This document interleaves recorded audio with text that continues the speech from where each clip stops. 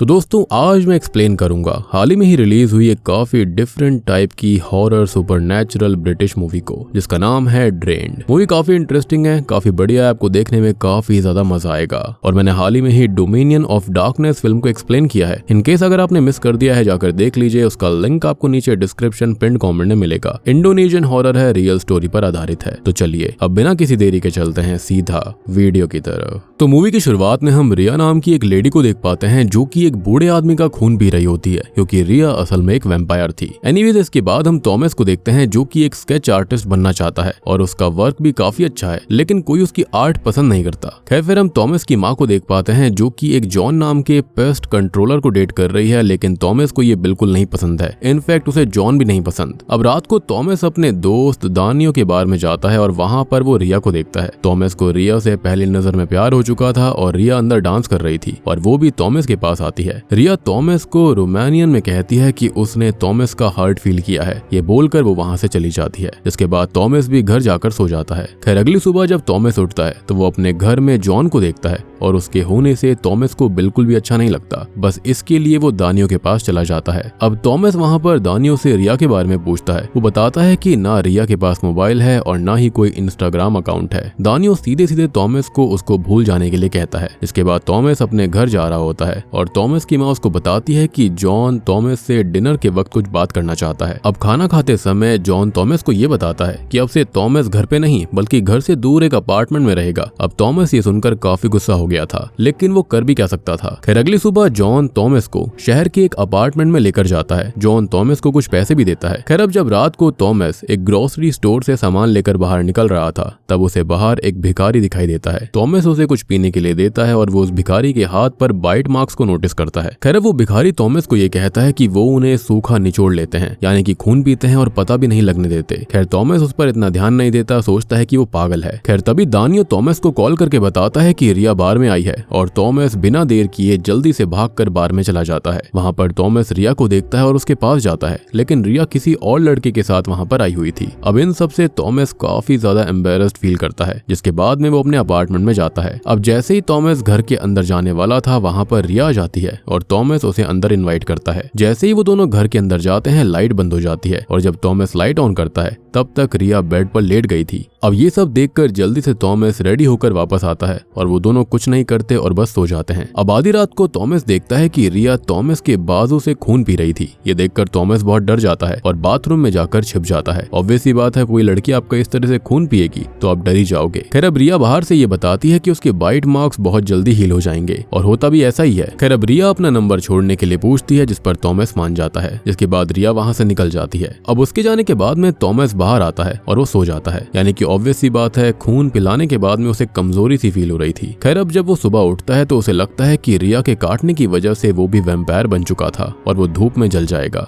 लेकिन ऐसा कुछ नहीं होता। रात को वो फिर से उसी ग्रोसरी स्टोर में जाता है और वहाँ का कैशियर थॉमस से कहता है कि शायद से थोड़ी ड्रेनिंग हो गई है। इससे हमको पता चलता है कि वैम्पायर्स उस शहर में हर जगह पर हैं और ये काफी आम बात हो चुकी थी। खैर अब अगले दिन थॉमस को ब्लड ड्रेनिंग की तड़प हो रही थी, क्योंकि वैम्पायर्स के ब्लड सक करने पर ड्रग्स जैसा एक यूफोरिया होता है। एक और बात कि फिर उस पर्सन को ऐसी आदत लग जाती है और यहाँ पर थॉमस को सेम चीज का सामना करना पड़ रहा था, बेसिकली विड्रॉल सिम्टम्स का, और उसे अपना खून ड्रेन करवाने की तलब लग रही थी। तो वो जल्दी से रिया के घर पर कॉल करता है, लेकिन कॉल कोई लेडी पिक करती है। अब थॉमस उस लेडी को रिया को उसके बारे में बताने के लिए कहता है। मीनवाइल रात को थॉमस को एक बुरा सपना आता है, जिसके अंदर वो उसी भिखारी से अपनी बाजू के बाइट मार्क्स दिखाता है और वो भिखारी बताता है कि उस वैम्पायर ने थॉमस को अपना एडिक्टेड बना लिया है। फिर वो भिखारी एक वैम्पायर बन जाता है और थॉमस पर हमला कर देता है, लेकिन ये उसका बुरा सपना था। फिर थॉमस के पास रिया की कॉल आती है और थॉमस उसे घर आने के लिए कहता है। खैर अब रात को रिया वहां पर आ जाती है और यहाँ क्लियरली रिया के लिए थॉमस बस ब्लड बैंक था, लेकिन थॉमस को तो रिया से प्यार हो चुका था। खैर आज की रात फिर से वो दोनों बस सो जाते हैं। सुबह थॉमस उठकर अपनी बॉडी पर बाइट मार्क्स चेक करता है, लेकिन कहीं पर भी कोई बाइट मार्क नहीं था। यहाँ पर थॉमस को लगने लगता है कि रिया भी उससे प्यार करती है। खैर ये बात जल्दी गलत साबित हो जाती है, क्योंकि रिया वहां पर आकर ये बताती है कि उसे भूख लगी है और वो फिर से थॉमस का खून पीते हैं। यहाँ पर एक बात और थी, ना रिया को धूप से दिक्कत थी ना ही सिल्वर से। थॉमस जब कहता है कि उसे लगा कि वैम्पायर धूप में नहीं निकल सकते,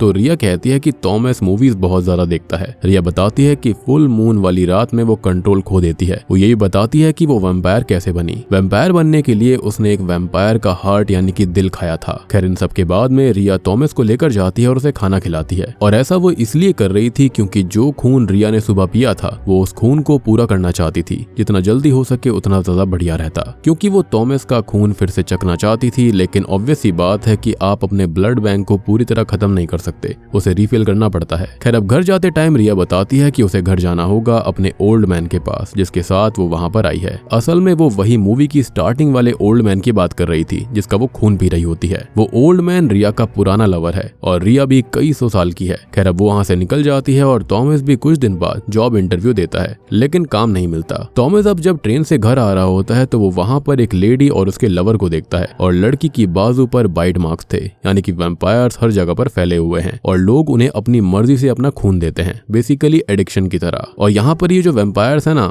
उनको यहाँ पर इनडायरेक्टली एक एडिक्शन के रूप में दिखाया गया है, जैसे कि लोगों को अलग अलग एडिक्शन की आदत होती है, बिल्कुल उसी तरह से। खैर अब घर आकर थॉमस को फिर से ड्रेनिंग के लिए तड़प लग रही थी, तो वो रिया को कॉल करके अपने घर पर बुला लेते हैं। अब रिया हर रोज जब उसे भूख लग रही थी तब वो वहां पर थॉमस का खून पी रही थी, और थॉमस को भी ड्रेनिंग से मजा आ रहा था। लेकिन इससे होता यह है कि थॉमस की बॉडी में से खून खत्म होता जा रहा था, क्योंकि रिया बहुत ज्यादा तेजी से खून पीती थी। थॉमस का वेट भी बहुत ज्यादा गिर चुका था और अब वो हमेशा थका थका सा रहने लगता है। अब ऐसे ही एक दिन रिया अपने ओल्ड मैन के पास जाने लगती है और थॉमस उसे रोक कर कहता है कि अब से रिया उसके साथ रह सकती है। फिर अब वो दोनों ही ओल्ड मैन के घर से रिया का सामान लेने चले जाते हैं। अब वहां पर हम उस ओल्ड मैन को देखते हैं जिसकी हालत बहुत खराब थी। खैर अब यहाँ रिया अपने ओल्ड मैन को आखिरी बार गुड बाय बोलकर वहां से निकल जाती है। खैर कुछ दिन के बाद में थॉमस रिया को अपनी मॉम एंड जॉन से मिलवाता है और डिनर करते हैं। वहां पर थॉमस की नोज से ब्लीडिंग होने लगती है और रिया से रहा नहीं जा रहा था, और वो थॉमस के हाथ पर लगे हुए खून को लिक करने लगती है। ये देखकर उसकी माँ बहुत ही ज्यादा हैरान रह गई थी और रिया भी वहां से उठकर बाहर चली जाती है। थॉमस की माँ उसको रोककर उससे पूछने लगती है कि बात क्या है, जिसके चलते रिया थॉमस को वहां से चलने के लिए कह रही थी, तो थॉमस उसे 1 मिनट रुकने के लिए कहता है। फिर वो रिया के साथ वहां से निकल जाता है। अब बस स्टॉप पर रिया थॉमस को वार्न करती है कि आगे से वो उसके खिलाफ ना जाए, और रिया रोमानियन में ये कहती है कि अगर थॉमस ने फिर से ऐसा किया तो वो उसका सर उसकी बॉडी से अलग कर देगी, और फिर वो वहां से निकल जाती है। बेसिकली उसने उसको रुकने के लिए कहा था ना, कमांड करी थी, वो उसको बिल्कुल भी पसंद नहीं था। यानी कि बेशक से ये वैम्पायर्स यहाँ पर इंसानों के साथ रहना सीख तो गए हैं, लेकिन अभी भी उनके अंदर काफी शक्ति है और वो जब चाहे उन्हें मार सकते हैं। लेकिन वो ये सोचते हैं कि जब ये इजीली हमारा ब्लड बैंक बन रहे हैं तो उनको मारने की जरूरत क्या है। खैर अब थॉमस दानियों के बार में काम करने लग चुका था, लेकिन उसका वेट दिन प्रतिदिन कम होता जा रहा था और वो और भी ज्यादा थका थका रहने लगा। अब एक रात उसे रिया अजीब कंडीशन में मिलती है। रिया होश आने पर बताती है कि उसका ओल्ड मैन मारा जा चुका है। खैर वो ये कहती है कि वो थॉमस से प्यार नहीं करती और वहां से चली जाती है। अब एक दिन थॉमस रिया को ब्लड देने से मना कर देता है और वो ओल्ड मैन के बारे में भी गलत बोलता है, जिसके चलते होता यह है कि रिया भी अब थॉमस को अपनी वैम्पायर वाली डार्क साइड दिखाती है, जिसके चलते वहां से निकल जाती है। अब एक रात फिर रिया दानियों के बार में एक नए लड़के के साथ आती है। ये देखकर थॉमस उस लड़के के पास जाता है और उससे लड़ने लगता है। रिया अब सीधे बोल देती है कि थॉमस उसका बॉयफ्रेंड नहीं है और बस उसका ब्लड बैंक है। अब थॉमस उस लड़के को पंच भी कर देता है, फिर वो जमीन पर गिर जाता है। अब डॉक्टर्स का ये कहना था कि थॉमस को असल में एनीमिया है, यानी कि ब्लड की कमी, और हाई ब्लड प्रेशर भी है, इसलिए थॉमस की माँ उसे घर ले आती है। अब फुल मून होने में थोड़े ही दिन बचे हुए थे और रिया भी धीरे धीरे अपना कंट्रोल खोती जा रही थी।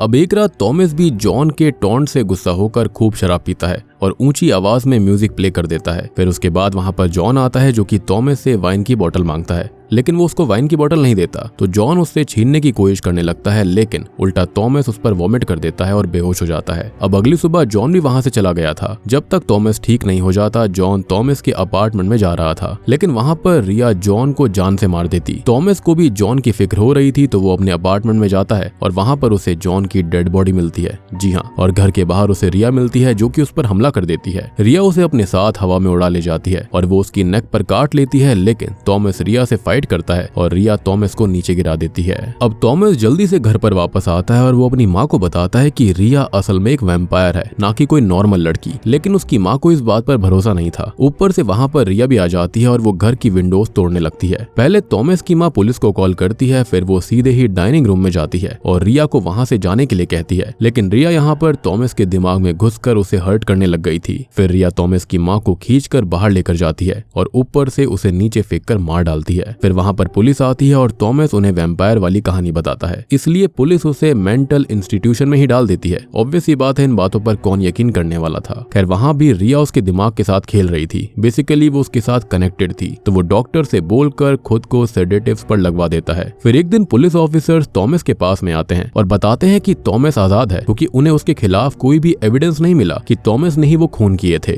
और सच्चाई हम लोग भी जानते हैं कि उसने ऐसा कुछ किया ही नहीं था, ये सब तो रिया ने किया। खैर अब अपनी पार्टनर के जाने के बाद में मेल ऑफिसर थॉमस को ये वैम्पायर वाली स्टोरी खत्म करने के लिए कहता है, क्योंकि वो ऑफिसर भी एक वैम्पायर था। जी हाँ, थॉमस फिर से अब सीधे घर जाता है और उससे अपनी माँ की मौत झेली नहीं जा रही थी, इसलिए वो खुद को एक चाकू से मारने की कोशिश करता है। लेकिन फिर वो उसी चाकू को लेकर रिया के पास जाता है। वो ऑफिसर्स भी उसका पीछा कर रहे थे। खैर थॉमस अंदर जाता है और अंदर रिया दानियों का ही खून पी रही थी। खैर दानियों तो बेहोश पड़ा हुआ था और थॉमस के हाथ में चाकू देखकर रिया खुद ही थॉमस को उसे मारने के लिए बोलती है। रिया बताती है कि वो थॉमस से ही प्यार करती है, लेकिन वो नहीं चाहती थी कि उसका हाल भी ओल्ड मैन की तरह हो जाए। रिया यहाँ पर थॉमस को आई लव यू कहती है और फिर वो थॉमस को उसे आजाद करने के लिए बोलती है। खैर अब हम नोटिस करते हैं कि जो स्वॉट टीम है वो जो बाहर खड़ी हुई थी, अब वो घर के अंदर आ गई थी और वो लोग ये नोटिस करते हैं कि दानियो वहीं पर था और पास में ही रिया की लाश थी, जिसका असल में दिल निकाल लिया गया था। और ये दिल किसी और ने नहीं बल्कि थॉमस ने निकाल लिया था। और आप जानते हो कि यहाँ पर रिया किसी का दिल खाने से ही वैम्पायर बनी थी और सेम चीज यहाँ पर थॉमस करता है, वो उस हार्ट को खा रहा था। अब जैसे ही स्वॉट टीम उसे नीचे लेटने के लिए कहती है, वो उन्हें अपना वैम्पायर वाला रूप दिखाता है और विंडो तोड़कर वहां से उड़कर भाग जाता है। अब बाहर वो वैम्पायर ऑफिसर और उसकी पार्टनर ने भी ये सब देख लिया था। फिर उसके बाद वहां पर वही भिखारी आता है जो कि हमको शुरुआत में दिखाया गया था और वो उन दोनों ऑफिसर्स को ये कहता है कि ये देखो एक और वैम्पायर बन गया। और मूवी की एंडिंग सीन में हम थॉमस को आसमान में उड़ता हुआ देखते हैं, यानी कि फाइनली जो वो चाहता था उसे मिल गया।